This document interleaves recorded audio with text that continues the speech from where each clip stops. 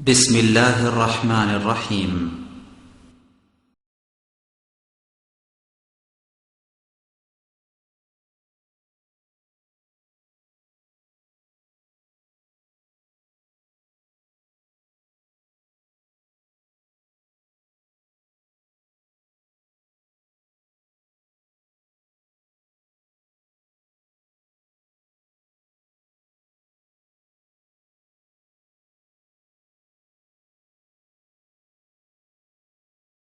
نستعينه ونستغفره ونؤمن به ونتوكل عليه ونعوذ بالله من شرور أنفسنا ومن سيئات أعمالنا من يهده الله فلا مضل له ومن يضلل فلا هادي له وأشهد أن لا إله إلا الله وحده لا شريك له وأشهد أن محمدا عبده ورسوله أما بعد فإن خير الحديث كتاب الله وخير الهدي هدي محمد صلى الله عليه وسلم وشر الأمور محدثاتها وكل محدثة بدعة وكل بدعة ضلالة وكل ضلالة في النار.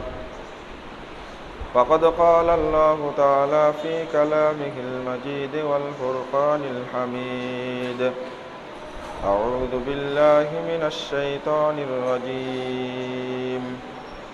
لن ينال الله لحومها ولا دماؤها ولكن يناله التقوى منكم كذلك سخرها لكم لتكبروا الله على ما هداكم وبشر المحسنين. عن أبي هريرة رضي الله عنه قال قال رسول الله صلى الله عليه وسلم: من كان له ساعة ولم يضحي فلا يقربن مصلنا. رواه ابن ماجه بإسناد صحيح. যাবতীয় হামদ ও সানা মহান রব্বুল আলামিনের জন্য এবং যাবতীয় দরুদ ও তাসলিম বর্ষিত হোক শেষ নবী আহমদ মুস্তফা মুহাম্মদ মুস্তফা সাল্লাল্লাহু আলাইহি ওয়াসাল্লামের প্রতি। সম্মানিত মুসল্লিবৃন্দ,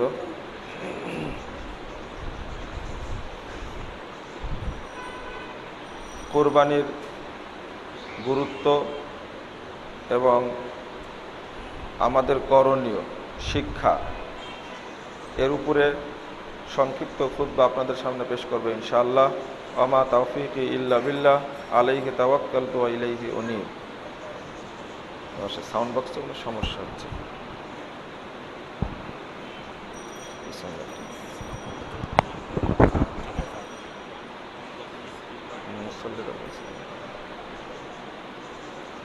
একটু কমায় দেন সবাই।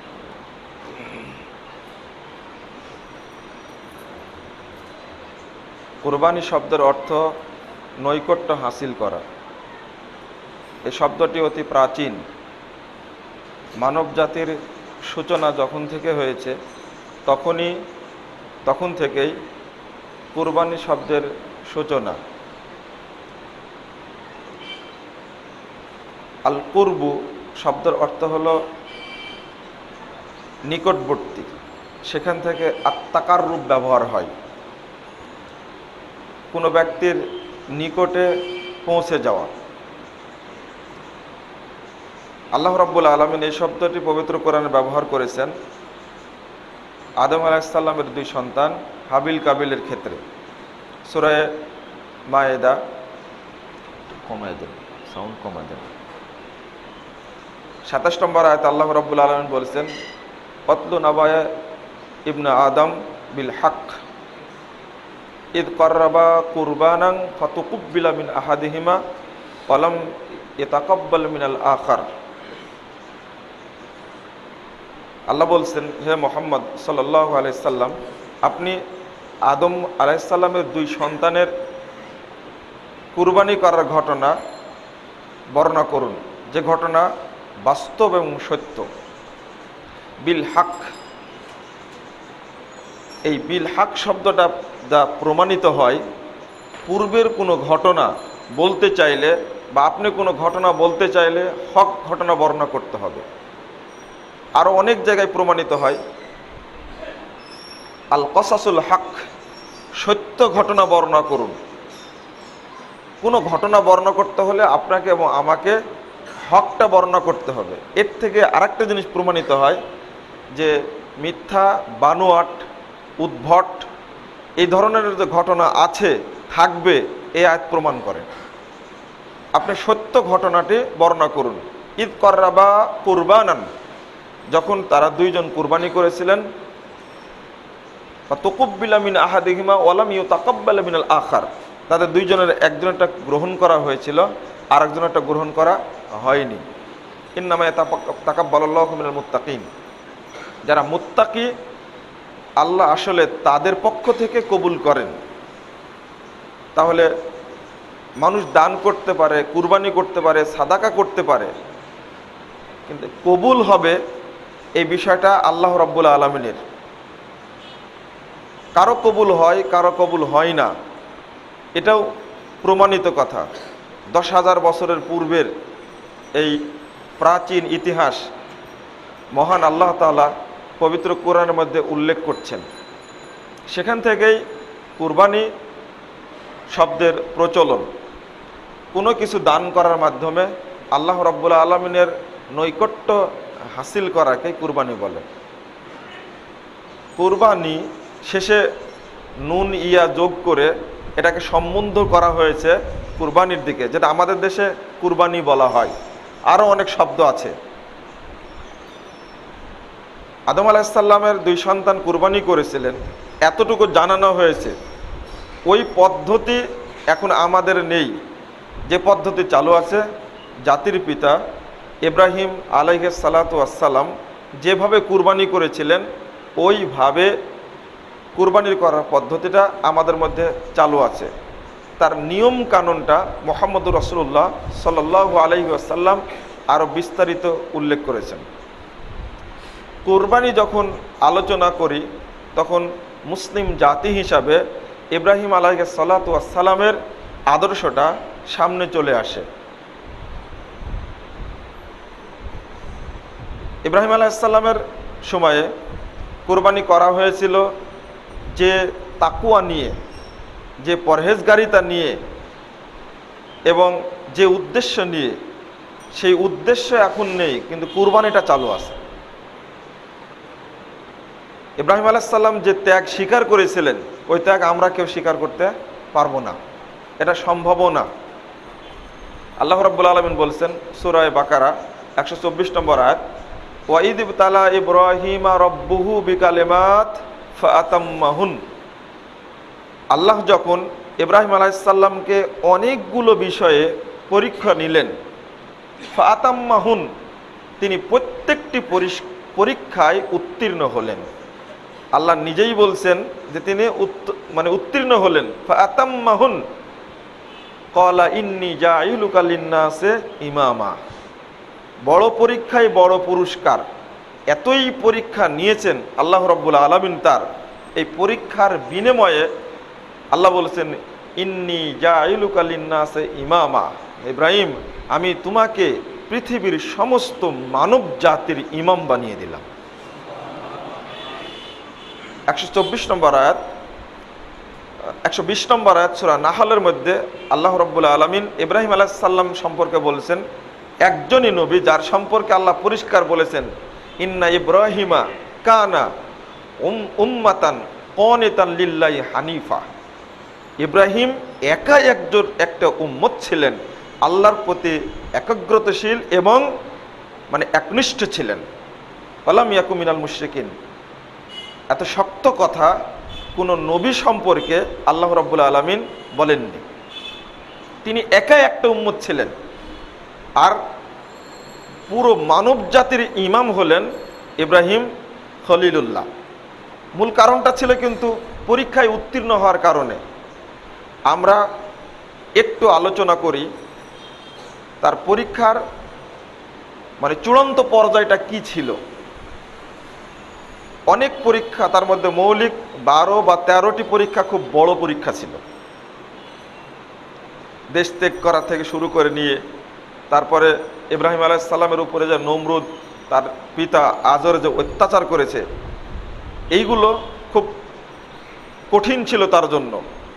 মাতৃভূমি ছেড়ে যে আর এক জায়গায় যাওয়া, ইরাক ছেড়ে চলে গেলেন ফিলিস্তিনে থাকতে দেওয়া হলো না, সেখান থেকে আসলেন সিরিয়ায় থাকতে দেওয়া হলো না, আসলেন মক্কায়। এই রকম বিভিন্ন পর্যায়ের আল্লাহ রাব্বুল আলামিন তাকে পরীক্ষা করেছেন। সর্বশেষ যে একটা কঠিন পরীক্ষা, যেটা কুরবানির সাথে সংশ্লিষ্ট, সেটা ইব্রাহিম আলাইহিস সালামের ঘরে সন্তান জন্ম নিলেন ইসমাইল আলাইহিস সালাম। এখানে ছোট্ট একটা কথা বলে দিই, মাঝখানে বাংলাদেশে এই বিষয়টা না তোলপাড় হয়েছিল। একটা হলো আসলে জবিহুল্লাহ কে, ইসহাক না ইসমাইল? মূলত ইসমাইল আলাইহিস সালাম। ইহুদিদের একটা চক্র, তারা দাবি করে থাকে যে এটা জবিহুল্লাহ, ইব্রাহিম আলাইহিস সালাম যাকে কুরবানি করেছিলেন তিনি হলেন ইসহাক আলাইহিস সালাম। না, এটা ঠিক নয়। প্রথম সন্তান পেয়েছেন ইসমাইল আলাইহিস সালাম, তিনি বড়। পবিত্র কোরআনের প্রায় সব জায়গাতেই ইসমাইলকেই উল্লেখ করেছেন আগে আল্লাহ রাব্বুল আলামিন, তারপরে ইসহাক আলাইহিস সালামকে উল্লেখ করেছেন। ছোট্ট সন্তান যখন জন্ম নেন, তাকে রেখেই নির্দেশ হলো যে ইব্রাহিম এখানে থাকা যাবে না, হয়তোবা দুইজন স্ত্রীর মাঝে কোনো মনোমালিন্য, এটা হয়তোবা, আসল ঘটনা আমরা কেউ জানি না। আল্লাহ বলে দিলেন, এটা সহিহ বুখারীর প্রথম খণ্ডে 473 পৃষ্ঠায় আহাদিসুল আম্বিয়া, নবীদের ঘটনাবলী অধ্যায় সবচেয়ে বড় হাদিস, অনেক বড় হাদিস বর্ণিত হয়েছে। সেখানে আপনারা খুলে বিস্তারিত উপলব্ধি করার চেষ্টা করবেন। আমি সংক্ষেপে বলি, সন্তান হওয়ার পরে অল্প কিছু খেজুর আর মাত্র অল্প একটু পানি রেখে চলে যাচ্ছেন। পিছন থেকে বলছেন, আইনা তাযহাবিয়া ইব্রাহিম, আইনা তাযহাবিয়া ইব্রাহিম, বলতে থাকলেন। ফাজাআলা লা ইয়ালতাফিত, তিনি বলছেন, ইব্রাহিম আপনি কোথায় যাচ্ছেন, কোথায় যাচ্ছেন? পিছনে হাঁটছেন আর বলছেন, কিন্তু লা ইয়ালতাফিত, ঘাড় ঘুরাচ্ছেন না, ফিরে দেখছেন না। শেষে বুদ্ধিমতী মহিলা ইসমাইল আলাইহিস সালামের মা হাজার বলে দিলেন, আমারাকাল্লাহ বিহাদা, আল্লাহ কি আপনাকে এইভাবে যাওয়ার জন্য নির্দেশ দান করেছেন? ঘাড় না ঘুরেই বললেন নাম, হ্যাঁ আল্লাহ আমাকে নির্দেশ দিয়েছেন। তখন তিনি বললেন, একটা দাসী ছিলেন এক জালেম শাসকের, তিনি বলছেন, ইদান লাম ইউদাইয়ুনা, যদি আল্লাহর নির্দেশ হয়ে থাকে তা আল্লাহ রাব্বুল আলামিন আমাদের ধ্বংস করবেন না। বুদ্ধিমতী মহিলা, এটা তার প্রমাণ পাওয়া যায়। আল্লাহর প্রতি তার কতটা অগাধ বিশ্বাস, যদি আল্লাহ নির্দেশ দিয়ে থাকেন। এবং উনি বললেন যে এখানে কোনো মানুষ নেই, লাইসা ফিহা আনিসুন ওয়ালা শাইয়ুন, মানুষ নেই, কোনো জীবজন্তু নেই, এমন একটা মরুভূমিতে রেখে চলে যাচ্ছেন, কিছু বলছেন না। কলাত মিরারান, এই কথাটা হাজারা বললেন বারবার, কিন্তু শেষে এই ফয়সালাটা দিলেন। তখন তিনি ঘুরে চলে আসলেন যে যদি তাই হয়ে থাকে তাহলে আল্লাহ আমাদের ধ্বংস করবেন না। ইসমাইল এবং হাজারার মতো মা যদি সন্তান প্রসব করে তো ইসমাইলের মতো হবে নিঃসন্দেহে। আমরা আগে মা খুঁজি ভালো, তারপরে সন্তান খুঁজতে পাবো। ইসমাইল আলাইহিস সালাতু ওয়াস সালাম এমন একজন নবী, পরের বংশ থেকে বহু নবীর আগমন ঘটেছে। বনী ইসরায়েলদের মধ্যেই প্রায় ৭০,০০০ নবীর আগমন ঘটেছে, কিন্তু ইসমাইল আলাইহিস সালামের বংশের একজন নবীও আসেননি। এই সূত্রে বলা হয়, যেহেতু ইসহাককে আল্লাহ কবুল করেছেন বলেই তার বংশ থেকে বহু নবী এসেছেন, কিন্তু ইসমাইল জবিহুল্লাহ হতে পারে না। জবিহুল্লাহ হলে তার পরিবার থেকে নবী হলো না কেন?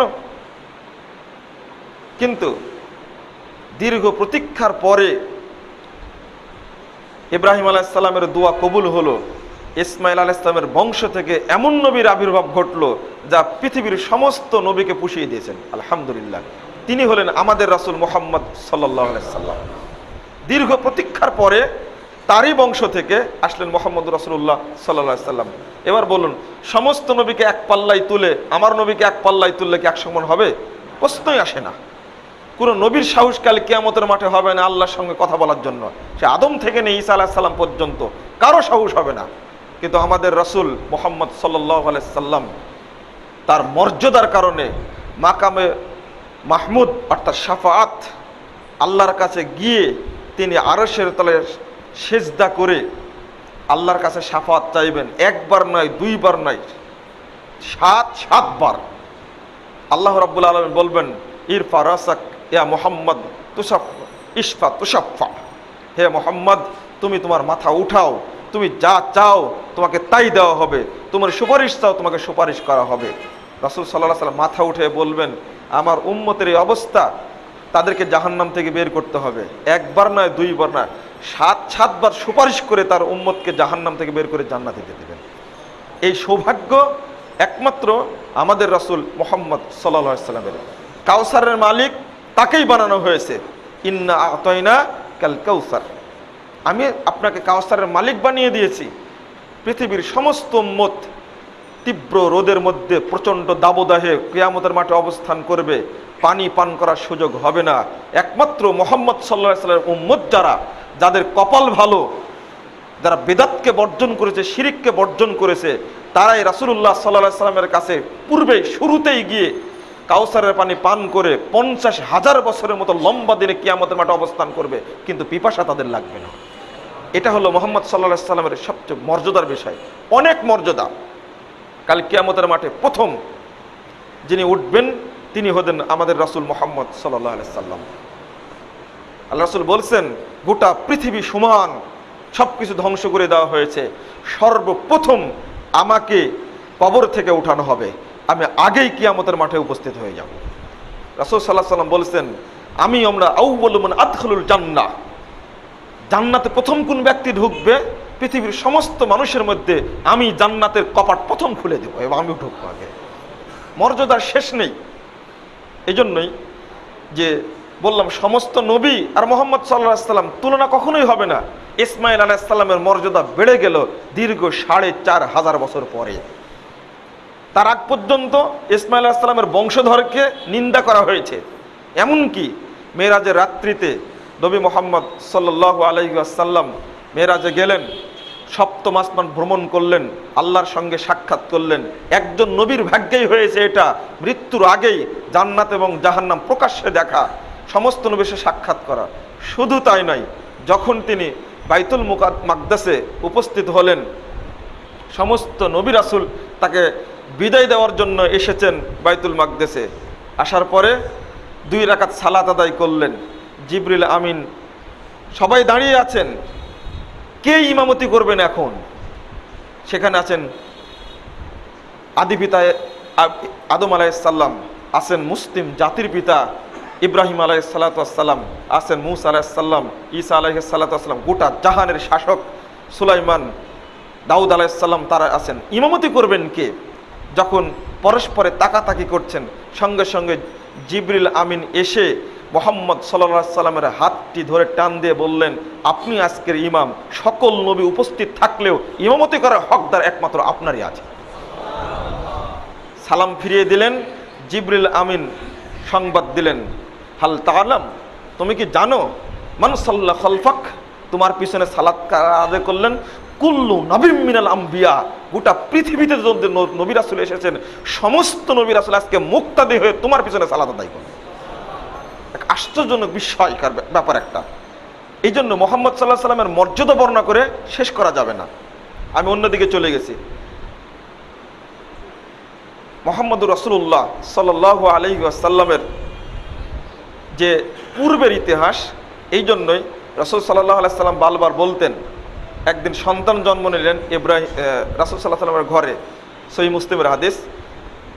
রাসূল সাল্লাল্লাহু আলাইহি সাল্লাম এসে ফজর সালাত পড়ে বলছেন যে আমার ঘরে একটি সন্তান জন্ম নিয়েছে, সাম্মাইতু বিসমি আবি, আমি আমার বাপের নামে তার নাম রেখেছি ইব্রাহিম। তাকে বলা হয় আবুল আম্বিয়া। এখন প্রসঙ্গ যেটা, তাকে রেখে চলে গেলেন, আপনারা ইব্রাহিম খলিল রোডটা দেখেছেন, কাবাঘর থেকে দক্ষিণ দিকে চলে গেছে, এই রোড দিয়েই তিনি গেছিলেন। সামনে গিয়ে পাওয়া যায় বিশাল পাহাড়, পাহাড়ের পাদদেশে দাঁড়িয়ে সন্তানকে স্ত্রীকে দেখতে পাবেন না, তিনি আল্লাহর কাছে দুখানা হাত তুলে দোয়া করলেন। যে দোয়া করেছিলেন এই দোয়ার বরকতেই মক্কা মদিনা আজকে সবচেয়ে উর্বর শহর এবং সবচেয়ে পৃথিবীর ব্যস্ততম শহর মানে বাণিজ্যিক শহর হলো মক্কা এবং মদিনা। এবং যত কিছু পাওয়া যায় ইব্রাহিম আলাইহিস সালাম দোয়ার বরকত। রাসূল সাল্লাল্লাহু আলাইহি সাল্লাম এই বড় হাদিসটা বর্ণনা করার সময় বলছেন যে দ্বিতীয়বার যখন গিয়েছিলেন ইসমাইল আলাইহিস সালামের পরিবারের সাথে সাক্ষাৎ করার জন্য বৃদ্ধ পিতা ইব্রাহিম আলাইহিস সালাম, তখন তাকে খেজুর এবং পানি খেতে দেওয়া হয়েছিল। তখন তিনি দোয়া করেছিলেন। আল্লাহ রাসূল হাদিসটি বর্ণনা করার সময় বলছেন যে হাদা দুআউল বারকা মিন ইব্রাহিম আলাইহিস সালাতু ওয়াস সালাম। তোমরা আজকে যত কিছু খাচ্ছ, যত কিছু দেখছো, এই সব কিছুই কিন্তু একমাত্র কারণ ইব্রাহিম আলাইহিস সালামের দুয়ার বরকত। ওই এক দুয়াতেই তোমরা সব কিছু পেয়ে গেছো। ইসমাইল আলাইহিস সালামের মা ধৈর্য ধারণ করলেন। বুকের দুধ শুকিয়ে গেল, পানি শেষ হয়ে গেছে, খাবার শেষ, পানি কোথায় পাবেন? সাফা মারওয়া দৌড়ানোর যে ঐতিহাসিক মানে আল্লাহর নিদর্শন, আল্লাহ রাব্বুল আলামিন পবিত্র কোরআনে ইন্নাস সাফা ওয়াল মারওয়াতা মিন শাআইরিল্লাহ, এই যে ইব্রাহিম আলাইহিস সালামের সময় থেকে হজ্জের নিয়ম চালু হয়েছে, তওয়াফের নিয়ম চালু হয়েছে, কিয়ামত পর্যন্ত অব্যাহত থাকবে, একটি সময়ের জন্য এটা বন্ধ হবে না, কিয়ামত পর্যন্ত জারি থাকবে। সাফা মারওয়া যারাই হজ করতে যাবেন, যারাই উমরা করতে যাবেন, সাফা মারওয়া এক সময় দৌড়াতে হবে। এক সময় মারওয়া পাহাড়ের উপরে দৌড়িয়ে ওঠেন, এক সময় সাফা পাহাড়ের উপরে দৌড়িয়ে ওঠেন যে কোথায় পানি পাওয়া যাবে। 7 বার তিনি তওয়াফ করেছিলেন। অবশেষে ফারাগাত ফাইদা হিয়া বিমালাকিন, দেখতে পেলেন দূর থেকে যে একটা ফেরেশতার মতো একজন ব্যক্তি দাঁড়িয়ে আছেন। ফা বাহাসা বি আকাবিহি ফা আও বি জানাহিহি ফা যাহারাতিল মা, দেখতে পেলেন মারওয়া পাহাড়ের থেকে যে একজন ব্যক্তি যেন দাঁড়িয়ে আছেন ইসমাইল আলাইহিস সালাতু ওয়াস সালামের কাছে। ভাবছেন আমার সন্তানকে নিয়ে চলে যাবে। গেলেন, যাওয়ার পথে তিনি হলেন জিবরিল আলাইহিস সালাতু ওয়াস সালাম। সহিহ বুখারীতে আরেকটা হাদিসে বর্ণিত হয়েছে তিনি ছিলেন জিবরিল। তিনি পায়ের গোড়ালি দ্বারা আঘাত করলেন, এই আঘাতেই ছিটকে দিয়ে পানি বেরিয়ে গেল সঙ্গে সঙ্গে। এটা হলো পানির আবিষ্কারের মূল সূত্র বা মূল ঘটনা। তখন হাজারা তিনি পানিটাকে বাদ দিচ্ছিলেন। ফাতাজ আলু হাকাজা তুহাব্বিজুহু, আল্লাহ রাসূল হাদিস বর্ণনা করার সময় তিনি এইভাবে হাত দিয়ে দেখিয়ে দিচ্ছেন, তিনি এইভাবে পানিকে বাদ দিচ্ছেন, যেটা পানিটা আর বলছেন জম জম জম, এটা হলো নির্দেশবাচক শব্দ, পানি তুমি থামো থামো থামো।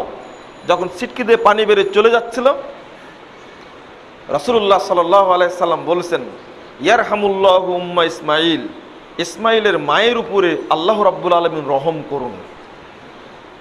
লাউ তারাকাতহা আও লাউ লাম তাগরিফহা, যদি সেদিন তিনি বাদ না দিতেন আর পানি যদি সেদিন ছেড়ে দিতেন লাকানাত আইনান মাইনা, এই পানি বের হতে হতে গোটা পৃথিবীতে সাগর এবং মহাসাগরে পরিণত হতো। এই হাদিসটাই প্রমাণ করে প্রশান্ত মহাসাগর যদি শুকিয়ে যায়, পৃথিবীর 7টি মহাসাগর যদি শুকিয়ে যায়, জমজমের পানি কখনো শুকাবে না।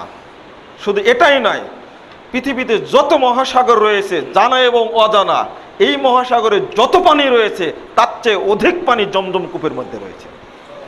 এই জন্য এই পানি কখনো শেষ হবে না, কিয়ামত পর্যন্ত এইভাবেই থাকবে। এই হাদিস প্রমাণ করে। বিজ্ঞানীরা আজকে বিশ্লেষণ করছেন 1500 বছর পূর্বেই মুহাম্মদ রাসূলুল্লাহ সাল্লাল্লাহু আলাইহি সাল্লাম বলেছেন পানি শুকাবে না, লাকানাত আইনান মাইয়া, এত পানি আছে। গোটা পৃথিবীতে যত সাগর মহাসাগর আছে, এখানে যত পানি আছে তার চেয়ে বেশি পানি জমজম কূপের মধ্যে আছে। এটা একটা আল্লাহর বড় একটা রহমত। পানির মালিক হয়ে গেলেন পরবর্তীতে।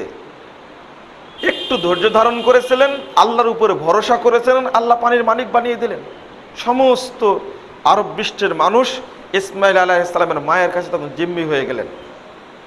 দীর্ঘদিন পরে সন্তান পেলেন, কিন্তু যখন সন্তানের বয়স 11 বা 13 হয়েছে তখন নির্দেশ আসলো আল্লাহর পক্ষ থেকে যে ইসমাইলকে কুরবানি করো। এটা হলো মূল বিষয়। যদি আদম আলাইহিস সালামের 2 সন্তান কুরবানির যে অবস্থা ছিল, এই অবস্থা যদি এখন থাকতো, তাহলে হক এবং বাতিলটা খুব সহজেই চেনা যেত। আসমান থেকে আগুন আসতো, যেটা আল্লাহ গ্রহণ করবেন তাকে পুড়ে নিয়ে চলে যেত, আর যেটা গ্রহণ করবেন না থেকে যেত। আজকে আমরা 1 লাখ, 1.5 লাখ, 2 লাখ টাকা, কেউ 4 লাখ টাকা দিয়ে উট কিনে কুরবানি দিচ্ছে। এই সুদের টাকা না ঘুষের টাকা, এটাকে আমরা বুঝতে পারি না। আর কে কত বড় কুরবানি করতে পারে এটা প্রতিযোগিতা চলে। বড় ভাই যদি 1 লাখ টাকা দেয়, ছোট ভাই মনে করে যে আমি 1.5 লাখ টাকা দেবো। এটা উদ্দেশ্যে কুরবানি থাকে না। আর এখন অধিকাংশ মানুষের উদ্দেশ্য হয়েছে 1.5 লাখ টাকার কুরবানি করবো, গোস্ত বেশি হবে, সারা বছর ফ্রিজে রেখে কুরবানির গোস্ত খাবো। কুরবানি তো ওখানেই শেষ, হাটে যাওয়ার আগেই কুরবানির উদ্দেশ্য শেষ, চলবে না। এখানে কিছু বিষয় আপনাদের বলা উচিত। ইসমাইল আলাইহিস সালামের পায়ের আঘাতে দমদম কূপের সৃষ্টি হয়েছে, এটা মিথ্যা তথ্য। এ তথ্য ঠিক নয়। যেটা গোটা বাংলাদেশে চালু আছে তথ্য ঠিক। সরাসরি রাসূল সাল্লাল্লাহু আলাইহি ওয়াসাল্লাম বলছেন ফাবাহাসা বিআকাবিহি, জিবরিল আমিন পা দ্বারা আঘাত করলেন, আও বিজানাহিহি, আল্লাহ রাসূল বলছেন অথবা তার পাখা দ্বারা আঘাত করলেন। এবার বলুন, ইসমাইল আলাইহিস সালামের তো পাখা ছিল না, কিন্তু জিবরিলের যে পাখা আছে এটা তো হাদিস দ্বারা প্রমাণিত। তিনি বললেন হয় পা দ্বারা আঘাত করলেন অথবা তার পাখা দ্বারা আঘাত করলেন, এই আঘাতেই জমজম করে পানিটা বেরিয়ে আসলো। এটা একটা তথ্য। আরেকটি হলো কুরবানি করার যে তথ্য। আপনারা ঈদ মাঠে অনেক তথ্য শুনবেন জনগণের মাঝে, যে ইসমাইল আলাইহিস সালামকে কুরবানি করতে যাওয়ার সময় অনেক চেষ্টা করেছেন, জবাই করা যাচ্ছে না, ছুরি ছুঁড়ে মেরে দিলেন, পাথরের উপরে লেগে পাথর দ্বিখণ্ডিত হয়ে গেল, কিন্তু ছুরিতে কাটছিল না। 2 পা বাঁধা হলো, 2 হাত বাঁধা হলো, চোখ বাঁধা হলো, যে কথাগুলো আছে এই কথাগুলো সবই মিথ্যা কথা। কারণ কোরআন আয়াতই প্রমাণ করছে। সূরা সাফফাত 102 নম্বর আয়াত খুলেন, আল্লাহ রাব্বুল আলামিন বলেছেন ফালাম্মা বালাগা মাহু সায়া ক্বালা ইয়া বুনাইয়া ইন্নী আরা ফিল মানাম আন্নী আযবাহুক ফানজুর মাযা তারা। যখন তার বয়স এমন হলো যে চলতে পারে, দৌড়াতে পারে, এমন সময় বললেন ইয়া বুনাইয়া ইন্নী আরা ফিল মানাম আন্নী আযবাহুক, আমি তোমাকে দেখছি হে বৎস, তোমাকে জবে করছি। ফানজুর মাযা তারা, তুমি তোমার মতামত ব্যক্ত করো। বাপকা বেটা অত সহজ নয়। এইগুলো ঘটনা কোথায় আর ইসমাইল আলাইহিস সালামের অবস্থা কোথায়? বলা মাত্রই বলছেন ইফআল মা তুমার, যা নির্দেশ দেওয়া হয় সেটা করুন। বরং আগে বলছেন তাই করুন যা আপনাকে নির্দেশ দান করা হয়েছে। আপনি দেখছেন জবে করছেন, জবে করে ফেলুন। সাতাজিদুনি ইনশাআল্লাহু মিনাস সাবিরিন, আমাকে ইনশাআল্লাহ ধৈর্যশীলদের মধ্যে পেয়ে যাবেন আপনি। যেমন বাপ তেমন বেটা। ইব্রাহিম আলাইহিস সালামের সবচেয়ে বড় বৈশিষ্ট্য হলো তিনি আত্মসমর্পণকারী একজন ব্যক্তি, যেখানে আল ইনকিয়াদ, ইনকিয়াদ মানে উটকে যেভাবে যেদিকে চালানো হয় ওইভাবে ওই দিকে চলে। পৃথিবীর নবীদের মধ্যে শ্রেষ্ঠতম একজন নিদর্শন হলেন ইব্রাহিম আলাইহিস সালাতু ওয়াস সালাম। সূরা বাকারা 131 নম্বর আয়াতটা খুলুন, আল্লাহ বলেছেন ইয ক্বালা লাহু রাব্বুহু আসলিম ক্বালা আসলামতু লিরাব্বিল আলামিন। যখন বলা হলো হে ইব্রাহিম তুমি আত্মসমর্পণ করো, তুমি মেনে নাও, ক্বালা আসলামতু লিরাব্বিল আলামিন, আমি জগৎসমূহের প্রতিপালক আল্লাহর কাছে আত্মসমর্পণ করলাম। আপনাদের বললে প্রশ্ন করবেন কখন করতে হবে, কেন করতে হবে, কিভাবে করতে হবে, কোন কোন বিষয়ে আমাকে মেনে নিতে হবে, এতগুলো প্রশ্ন আপনারা করতেন, নিঃসন্দেহে করতেন। কিন্তু না, তিনি বললেন আসলামতু লিরাব্বিল আলামিন, আমি জগৎসমূহের প্রতিপালক আল্লাহর জন্য আত্মসমর্পণ করলাম। তিনি বলে দিলেন ইন্না সলাতি ওয়া নুসুকি ওয়া মাহইয়ায়া ওয়া মামাতি লিল্লাহি রাব্বিল আলামিন। সূরা আনাম 162 নম্বর আয়াত, আমার সালাত, আমার কুরবানি, আমার বেঁচে থাকা, আমার মরে যাওয়া সবকিছুই জগৎসমূহের প্রতিপালক মহান আল্লাহর জন্য নিবেদিত। ইব্রাহিম আলাইহিস সালাম বলে দিলেন। আমরা বলতে পারবো না আমরা সাধারণ একটা সুন্নাতকে মানতে পারি না। এই মাসেরই সুন্নাত, জিলহজ মাসের সুন্নাত, প্রথম চাঁদ ওঠার পর থেকে নিয়ে কুরবানি করার আগ পর্যন্ত আমার চুল কাটা যাবে না, এই সুন্নাতকে মানি আমরা কেউ মানতে পারি না। বরং শ্বশুরবাড়ি যাওয়ার জন্য আগেই সব কিছু পরিষ্কার করে দিই যে না, এটা সুন্নাত, আপনাকে মানতে হবে, এটা নির্দেশবাচক সুন্নাত। আপনি এটা করতে পারবেন না, নখ কাটতে পারবেন না, চুল কাটতে পারবেন না, অনুমতি নেই।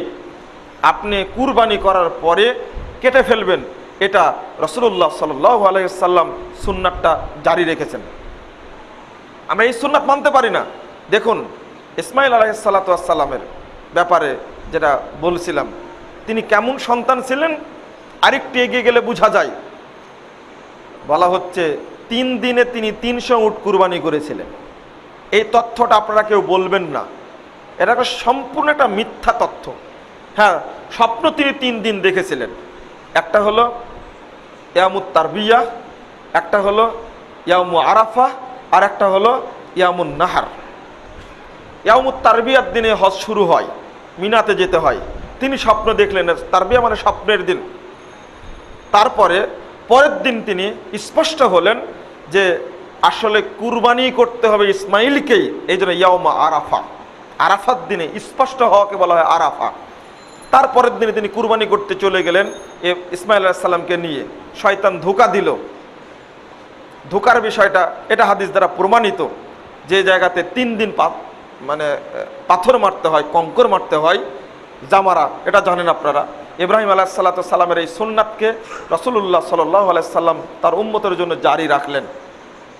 যখন তাকে কুরবানি করা হবে, জবে করা হবে, তখন কিভাবে বলা হয় যে হাত বাঁধা হলো, পা বাঁধা হলো। ইসমাইল আলাইহিস সালাম তিনি তার আব্বাকে বলছেন, আব্বা আমাকে তো কুরবানি করবেন, লাইসা লি সাওবুন আন তুকাফফিনানি ফাকলা আলি সাওবি তুকাফফিনানি। আব্বা আমাকে তো আপনি কুরবানি করবেন, কিন্তু কাফন পরানোর তো কোনো কাপড় নেই। সুতরাং আমার গায়ে যে কাপড়টা আছে সেটা আপনি খুলে নিন, জবেহ করার পরে আমাকে এই কাপড় দিয়ে কাফন পরিয়ে দিন। এবার বলুন, ইসমাইল আলাইহিস সালামকে কি তাহলে পা বাঁধা হয়েছিল, হাত বাঁধা হয়েছিল, চোখ বাঁধা হয়েছিল? কাফনের কাপড় কেনার যার টাকা নেই, সেই লোকটি 300 উট কুরবানি করেছিলেন 3 দিনে। বলছেন কেমন ছোট্ট কচি বাচ্চার মুখ থেকে ফুটে উঠছে কথাটি, লাইসা লি সাওবুন ইয়া আবাতি লাইসা লি সাওবুন আন তুকাফফিরানি। আব্বা আমার তো কোনো আর কাপড় নেই যে কাপড় দিয়ে জবেহ করার পরে আপনার কাফন পরাবেন। ফাকলা আলি, আপনি আমার কাপড়টা শরীর থেকে খুলে নিন, অতঃপরে এই কাপড় দিয়েই আপনি আমার কাফন করিয়ে দিন। তাহলে কি প্রমাণিত হয়? একজন দরিদ্র নবীর ক্ষেত্রে এই কথাটা বলা যায় না যে 300 উট তিনি 3 দিনে কুরবানি করেছিলেন। যখন ফালাম্মা তাল্লা ফালাম্মা ওয়াল্লাহ ওয়া তাল্লাহু লিল জাবিন, যখন জবেহ করার জন্য কাত করে ফেলে দিয়েছেন, সঙ্গে সঙ্গে আল্লাহর পক্ষ থেকে সুসংবাদ চলে আসলো, না কদ সাদ্দাকতা রুইয়া কাযালিকা নুনজিল মুমিনিন। হে ইব্রাহিম, আইয়ুদা ইব্রাহিম, ইব্রাহিমকে ডেকে বলছেন, হে ইব্রাহিম তুমি তোমার স্বপ্নকে সত্যায়ন করেছো, আর কুরবানি করা লাগবে না। যখনই পেরেছেন এবং ছুরি চালাবেন তখনই নির্দেশ, ছুরি তো চালানো হয়নি। ছেলেকে তুলে দেখছেন পার্শ্বে জিবরিল আমিন দুম্বা নিয়ে দাঁড়িয়ে আছেন, ছেলেকে বাদ দিয়ে তিনি দুম্বাকে কুরবানি করে সুন্নাত জারি করে দিলেন। এটাই হলো সুন্নাত। কিন্তু এত বড় সহজ, এটা কি এত সহজ? আপনার ছোট্ট একটা বাচ্চাকে কুরবানি করতে পারবেন না। নিজের একমাত্রই 93 বছর বয়সে সন্তানটা পেলেন, এই সন্তানকে কুরবানি করা যায় কি করে? দীর্ঘ প্রতীক্ষার পরে দাসীর পেট থেকে একটা সন্তান হলো, সেই সন্তানকে কুরবানি করা যায়? আপনারা পারবো না। এটাই হলো ইব্রাহিম আলাইহিস সালামের ত্যাগ। যেমন বাপ তেমনি বেটা, দুইজনের একই অবস্থা। যদি আমরা হতে পারতাম ইব্রাহিমের মতো পিতা, যদি হতে পারতাম হাজেরার মতো মাতা, তাহলে আমাদের সন্তানগুলো ইসমাইলের মতো হতো। কিন্তু না, আজকের প্রেক্ষাপটটা সম্পূর্ণ ভিন্ন। মহিলারা বেপরদায় চলে, আবার কুরবানি আসলে হাজেরার ইতিহাস মনে পড়ে। এটা মনে পড়ে কোনো লাভ নাই। তাকে ঘরেই ইসমাইলের মতো সন্তান জন্ম দিতে চাইলে অবশ্যই তাকে যে মাকে হাজেরার মতো হতে হবে। ওই রকম তাকওয়াশীল, ওই রকম পরহেজগার এবং আল্লাহর প্রতি ভিত্তিশীল এবং মানে ভরসা কিভাবে করতে হয় তা শিখতে হবে হাজারার কাছ থেকে। আমরা এটা ভুলে গেছি সুন্নাতটা। আরও দুই একটা কথা বলা যায় ইব্রাহিম আলাইহিস সালাম সম্পর্কে। আমরা দাবি করি ইব্রাহিম আলাইহিস সালাম মুসলিম জাতির পিতা, কিন্তু আমাদের মধ্যে কোনো তার চেতনা নেই। ইব্রাহিম আলাইহিস সালামের মূল চেতনা ছিল শিরিক বিদাতের বিরুদ্ধে চূড়ান্ত সংগ্রাম করা, কিন্তু ওটা তো আমরা করিনি। আপনি বাড়িতে আজকে ঢুকে দেখেন, আপনার বাড়িতেই ছবি মূর্তিতে ভর্তি একেবারে। নিজের মহব্বতটা আপনি ত্যাগ করতে পারেননি, আপনার নিজের ছবিটা ঘরের দেওয়ালে টাঙ্গিয়ে রাখছেন। অথচ ইব্রাহিম আলাইহিস সালামের ইতিহাসই তো এটা। তিনি তার বাপকে বলছেন, মাহা আদিহি তামাসিল্লাতে আনতুম লাহা আকিফুন, আব্বা এই মূর্তির সামনে আপনারা দাঁড়িয়ে কি করেন? নাহনু ওয়াজাদনা আবানা লাহা আবিদুন, আর এটা বাপদাদারা করেছে তাই পেয়েছি। তিনি কি বললেন? শপথ করলেন, ওয়াল্লাহি তাল্লাহি লা আকিদান্না আসনামাকুম বা'দা আন তুওয়াল্লু মুদবিরিন। তোমরা মেলায় যাও, আল্লাহর কসম করে বলছি তোমাদের প্রতিষ্ঠিত যাবতীয় মূর্তিকে ভেঙে আমি সাতু সাতু করে দেব। করলেনও তাই। ফাজালাহুম জুজাজিল্লা কাবীর আল্লাহুম, সূরা আম্বিয়া 52, 53, 54, 55, 56 আয়াতগুলো খুলুন। তিনি সব মূর্তিগুলো ভেঙে দিলেন, একটাকে রেখে দিলেন শুধু। ইব্রাহিম আলাইহিস সালাম ভেঙে দিলেন, পরে তাকে কাঠগড়ায় হাজির করা হলো।